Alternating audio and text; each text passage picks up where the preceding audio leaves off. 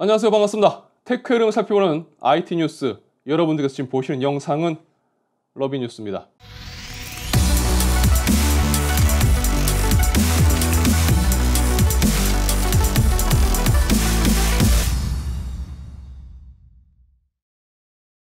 자, 인텔 CEO 팻 겔싱어는 지난 뉴스에서 전해드린 것처럼 말레이시아와 대만으로 출장을 떠났습니다. 자, 그리고 이후 나온 소식을 정리를 해보면 타이페이 타임즈에 따르면 인텔은 말레이시아의 새로운 칩 패키징 시설을 건설하기 위해 71억 달러를 투자할 계획이라고 합니다. 71억 달러, 현재 환율로 8조 4천억 원 정도 되네요. 자, 그런데 이런 큰 투자 계획 못지않게 이번 겔싱어 CEO의 대만 출장은 인텔과 TSMC의 새로운 협력 관계 구축에 더 큰 의미가 있을 겁니다. 디지타임즈의 보도 내용에 따르면 겔싱어 CEO는 고위급 경영진과 함께 TSMC를 방문할 예정이며 3나노 노드 공정의 생산 계약 및 생산량 확보 이후 TSMC의 2나노 공정 등에 대한 협의도 진행할 것이라고 합니다. 자, 인텔은 파운드리 위탁 생산 사업을 시작하겠다고 했고 또 자체적으로 파운드리 역량을 가지고도 있지만 왜 TSMC의 위탁 생산을 이라는 부분에서 의문을 가질 수도 있을 겁니다. 자, 하지만 14나노 공정에서 10나노 공정으로의 전환에 너무나 힘든 경험을 했던 인텔은 이 과정에서 TSMC를 사용한 AMD 등 경쟁사들에게 기술적으로 뒤처지게 됐고 그로 인해 시장 점유율 감소를 경험했기 때문에 어쩌면 지금 인텔의 행보가 조금은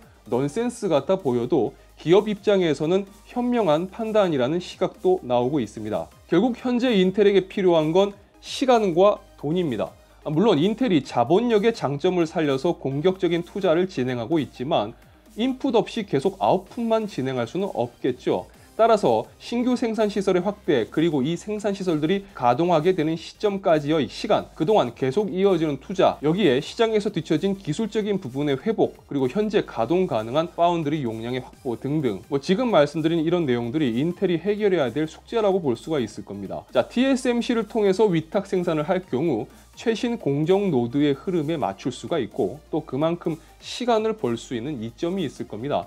또한 이를 통해서 파운드리 용량을 확보할 수 있고 제조 비용을 절감하는 효과도 얻을 수가 있겠죠. 이번 인텔의 행보를 통해서 2023년쯤에는 TSMC의 3대 고객사 중 하나가 인텔이 될 것이라는 예측도 나오고 있습니다. 자, 여튼 최근 인텔을 보면 정말 발버둥을 치고 있다고 봐도 될 것 같습니다. 그래도 인텔이 설계 능력만큼은 대단한 기업이기 때문에 어쩌면 TSMC와 손을 잡을 경우 굉장한 시너지 효과가 있을지도 모르겠습니다. 자, 인텔은 최근 RTC 2021에서 파워링 메타버스라는 프레젠테이션을 발표했습니다.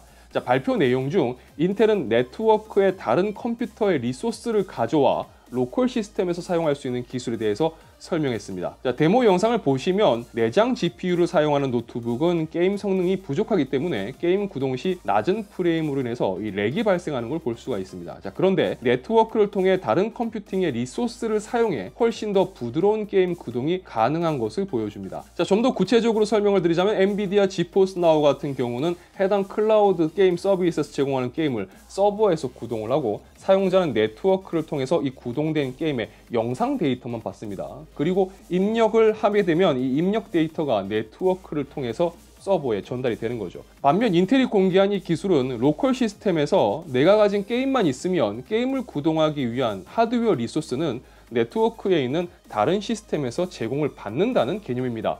어쨌든 이 기술이 발전해서 먼 미래에는 PC를 구입하는 게 아니라 그냥 하드웨어 리소스를 대여해서 월 이용료를 내고 사용할 수 있는 시대가 올지도 모르겠습니다. 인텔의 이 기술이 어떤 식으로 적용될지는 좀 더 지켜봐야 될 것 같네요. 자, 엔비디아는 얼마 전 RTX 2060 12GB 모델을 출시했습니다. 그리고 이전에 나왔던 소식에 따르면 17일 RTX 3070 Ti 16GB 모델과 RTX 3080 12GB 모델이 공개 예정이었습니다. 그런데 최근 이고르랩에서 전한 내용에 따르면 RTX 3070 Ti 16GB 모델과 3080 12GB 모델이 잠정 연기되었다고 합니다. 지난 영상에서도 원래 엔비디아는 특정한 이벤트를 통해서 제품을 공개하는 경우를 제외하면 대부분 공개와 출시가 동일했습니다. 그런데 갑자기 공개일과 출시를 분리한다는 이야기가 있었고 이전에 나온 소식에서는 공개는 12월, 출시는 1월 이렇게 말씀드렸었죠. 그런데 또다시 연기설이 나온 겁니다. 한편으로는 12월에 나오든 1월에 나오든 2월에 나오든 그게 무슨 상관인가 싶으실 수도 있습니다. 어차피 이미 출시됐다는 2060 12GB도 우리 뭐 시장에서는 구경도 못했는데 채굴 커뮤니티에 등장하는 거 보면 뭐 앞으로 나올 제품들도 너무 뻔하게 보이기 때문이겠죠. 자, 비디오 카드에서 최근 나온 소식을 따르면 RTX 3080 12GB 모델의 일부 사양을 언급했는데요. 쿠다 코어도 일부 늘어났고 RT 코어, 텐소 코어도 늘어났습니다. 자, 늘어난 만큼 게이밍에서 이전 RTX 3080보다 향상된 성능을 제공할 것으로 예상을 해볼 수가 있을 겁니다. 그럼에도 불구하고 RTX 3080 12GB 모델은 이전 RTX 3080 대비 늘어난 메모리와 대역폭의 영향인지 채굴 성능은 대략 20% 정도 향상될 것이라고도 합니다. 뭐 아무래도 더더욱 이 녀석들도 이제 시장에서 만나보기 힘들지 않을까 뭐 생각됩니다. 자, 채굴 성능 향상 몇 %, 이런 거 말고 게이밍 성능 향상 몇 % 이런 걸로 이야기할 수 있으면 좋겠습니다. 아니, 그래픽 카드잖아요, 그렇죠? 아니면 그냥 애초에 그래픽 카드라고 부르지 말든가.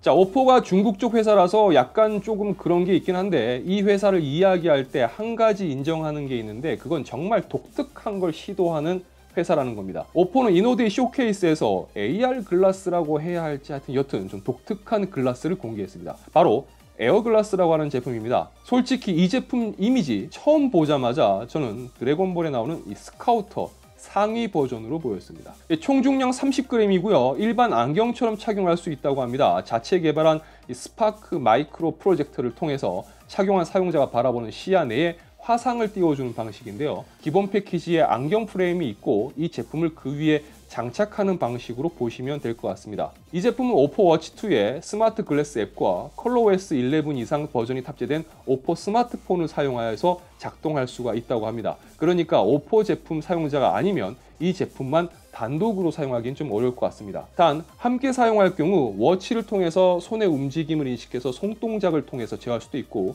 또 머리의 움직임을 인식하기 때문에 사용자가 머리를 끄덕이거나 흔드는 형식으로 알람을 열거나 닫는 동작도 가능하다고 합니다. 활용성에 대한 예시로는 자동 번역 기능이 있는데 현재는 중국어와 영어 버전만 지원하고 향후 중국어와 한국어 또는 뭐 일본어의 번역도 지원할 예정이라고 합니다. 그러니까 상대방이 이야기를 하면 해당 언어가 번역이 되어서 이렇게 눈앞에 투사되는 식으로 대화를 돕는다고 합니다. 또 화면에 텍스트를 투영해서 마치 프롬프터처럼 사용도 가능하다고 하네요. 그 외에는 자전거를 탈 때 내비게이션으로도 사용할 수 있다고 합니다. 자, 2022년 1분기 중국 내 출시라고 하는데요. 뭐 재미있어 보이기도 하고 잘 사용하면 활용도도 꽤 좋을 것 같긴 한데 오포 제품과 연동해서 사용한다는 점이 좀 걸림돌이 아닐까 싶습니다. 업데이트를 통해서 전투력 측정 기능도 들어가지 않을까 기대해 봅니다. 자, 오늘 뉴스의 메인 소식이라고 할 수 있을 것 같습니다. 이전 소식에서 전해드렸던 것처럼 인텔 i5 및 i3 제품의 출시가 다가오고 있습니다. 그리고 이제 제품의 패키징 이미지도 공개되었는데요. 해당 제품에는 전용 스톡 쿨러도 포함되어 있습니다. 뭐 조금 차이점이 있다면 스톡 쿨러가 이전에는 RGB가 적용되었을 것으로 예상되었지만 상단에 있는 이 파란색 링은 RGB 미적용이라고 하네요. 자, 그리고 12400의 벤치 유출이 있었는데요. 이고르 랩에서 해당 내용을 공개했습니다. 자, 이고르 랩에서는 다음과 같은 시스템을 통해서 테스트를 진행했다고 합니다. 그리고 몇 가지 게임을 통해서 성능을 확인했는데요. 테스트 결과를 정리를 해보면 이렇게 이야기할 수가 있을 것 같습니다. 12400은 라이젠 5600X와 거의 동일한 퍼포먼스를 보여주며 일부 게임에서는 11700K보다 높은 성능을 보여준다. 그리고 5600X보다 더 높은 전성비를 보여준다라는 점을 강조했습니다. 따라서 발열도 낮은 편이기 때문에 스톡 쿨러만으로도 충분한 쿨링이 가능하며 전기도 적게 소모하고 퍼포먼스도 출중하다라고 할 수 있다는 거죠.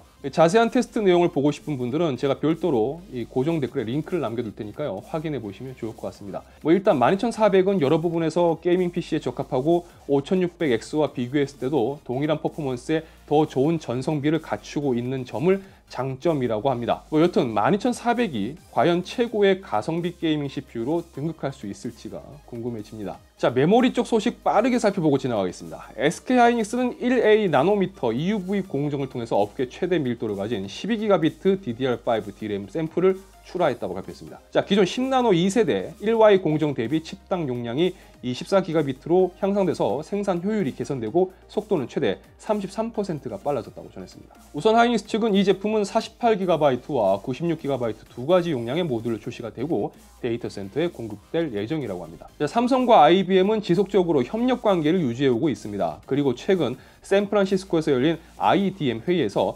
삼성과 IBM은 반도체 혁신을 이끌 새로운 기술을 개발했다고 발표했습니다. 자, 주요 발표 내용을 살펴보면 기존 반도체에 들어가는 트랜지스터는 수평 방식을 사용하는데 이는 기술의 발전과 더불어 더 많은 트랜지스터가 필요한 상황에서 고정된 공간, 제한된 공간에 더 많은 트랜지스터를 탑재하는데 제한 요소로 작용하고 있다는 겁니다. 따라서 삼성과 IBM은 이 트랜지스터를 수직으로 적층하는 VTPET이라고 하는 기술을 구현했으며 이를 통해서 기존 방식보다 동일 공간에 더 많은 트랜지스터를 넣을 수 있게 되었으며 핀펫 대비 성능은 2배 가까이 향상되고 에너지 사용은 85% 가까이 줄일 수 있다는 겁니다. 물론 이 기술이 상용화되어서 적용되는 데는 시간이 걸릴 겁니다. 하지만 삼성과 IBM이 협력을 해서 개발한 이 VTPET 기술이 상용화된다면 반도체 설계에 있어서 큰 변화를 줄 것으로 예상을 해볼 수가 있을 것 같습니다. 진짜 반도체 역사에 있어서 IBM은 많은 역할을 하고 있는 것 같습니다. VTPET의 상용화를 기다려봅니다. 자, 유튜브 러비다처에서는 IT 관련 정보와 리뷰 언박싱 그리고 팁을 전해드리고 있습니다. 영상이 유익하시다면 좋아요와 구독 그리고 알람 설정 부탁드리겠습니다. 시청해주셔서 진심으로 감사합니다. 지금까지 아토였습니다.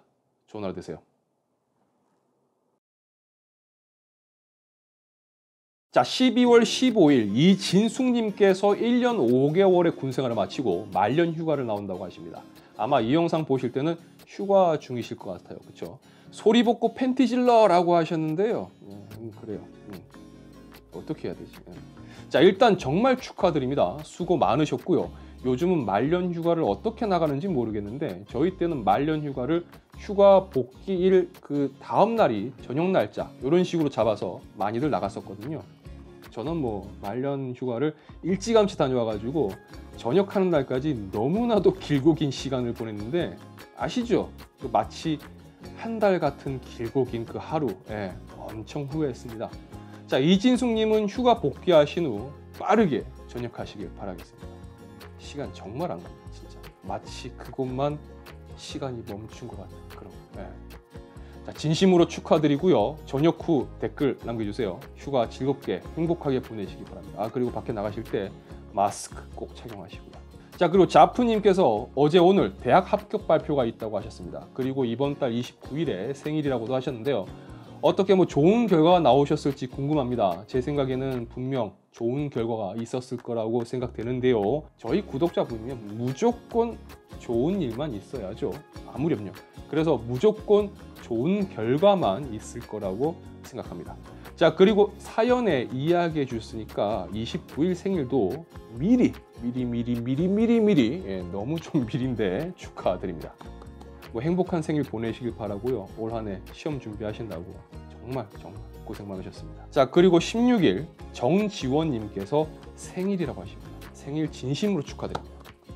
자, 어머니가 무당한테 물어보고 영수로 이름을 바꿨었던 적이 있다고 하셨는데 어머님이 제가 볼 때는 다 좋으라고 하셨을 거예요. 저는 무속이라든지 이런 쪽은 믿는 건 아닌데 그래도 약간 그런 게 있다고는 생각하거든요. 그리고 보통 부모님 말씀은요, 제가 경험상 말씀드리는데 보증 서달라, 명의 빌려달라 이런 것만 아니면 대부분 들어서 손해볼 일은 없다고 생각합니다. 혹시라도 그 일로 부모님과 조금 싸우셨을까봐 싶어가지고 그냥 말씀드리는 거예요. 대부분의 부모님들은 자식 생각밖에 안 한다고 저는 생각하거든요. 그래서 가끔 그 넘치는 자식 사랑이 오해를 부르기도 하는데 여튼 그렇습니다. 자, 그리고 공황장애랑 비만, 여튼 건강이 좋지 못해서 시골에서 요양 중이라고 하셨어요. 얼마나 힘드시면 시골까지 내려가서 요양을 하실까 하는 생각을 해봤습니다. 그런데 저는 어쨌든 이거를 낫는 방법은 정신적인 문제라고 생각해요. 정신적인 접근. 비만을 굳이 병으로 이야기를 해야 한다면 그건 의지만 있으면 나을 수 있는 병이라고 저는 생각해요.